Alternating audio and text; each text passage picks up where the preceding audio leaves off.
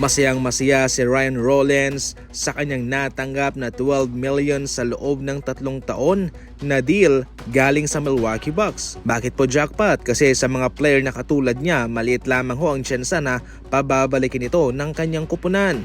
Definitely, hahayahan lang po siya na pumasok sa free agency at hindi na makahanap ng bagong team. Pero sa ngayon mga idol, kabilang siya sa mga pinabalik ng Milwaukee Bucks sa kanilang kupunan. Mga 2-week contract lamang po ang mayroon itong si Ryan Rollins sa Golden State, sa Washington at sa Milwaukee.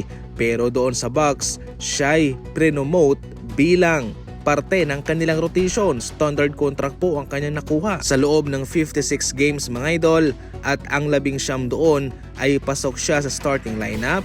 Siya ay nag-average ng 6 points, 2 assists, 2 rebounds sa loob ng 14 minutes. Nakitaan din po siya ng pag-angat ng minuto nang ma-injured si Damian Lillard. Dahil sa kanyang early bird rights, ginamit po ito ng Milwaukee Bucks na papirmahin siya kahit na sila'y sumobra na sa kanilang cap space. Totally bawal pong gumasta ang isang kupunan kapag sumobra na sa kanilang cap space ang kanilang mababudget.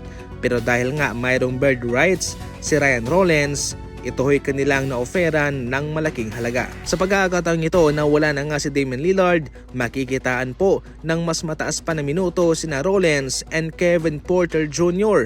Kabilang sila sa mga pinabalik ng Milwaukee Bucks, kasama si Bobby Portis, Taurean Prince, Gary Trent Jr. and Jericho Sims. Sa kadahilan ng mataas pa ang kanyang potensyal, mas pinili ng Rockets na ipadala itong si Cam Whitmore sa Washington Wizards bilang parte ng 3-team trade kasama ang Wizards at Pelicans. Alam mismo ng Rockets na magkakaroon talaga ng magandang exposure at magkakaroon ng magandang development itong si Cam Whitmore sa Washington Wizards, na kahit na ito ay kanilang i-trade, pinili po nila ang swak na team, ang magandang team para sa kanya.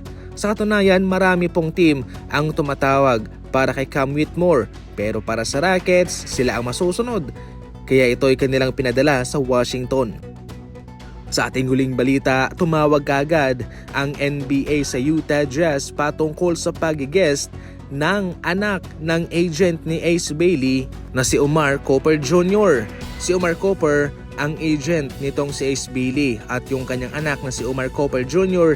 ay nag-guest bilang coach nito sa Summer League Despite na hindi naman siya binigyan ng kontrata, hindi naman siya kinuha ng Utah Jazz. Ngunit dahil nga sa kanyang koneksyon bilang anak ng agent ni Ace Bailey, ito ho'y kanilang pinagbigyan. Ngunit napansin po ito ng liga at kaagad na tumawag sa Utah Jazz patungkol sa ginagawa nila. Mariing giniit mismo ng NBA na ito'y bawal at hindi na dapat magpatuloy pa itong si Omar Cooper Jr. Ayon pa sa liga, dapat na mag-fully transition na itong si Ace Bailey sa NBA.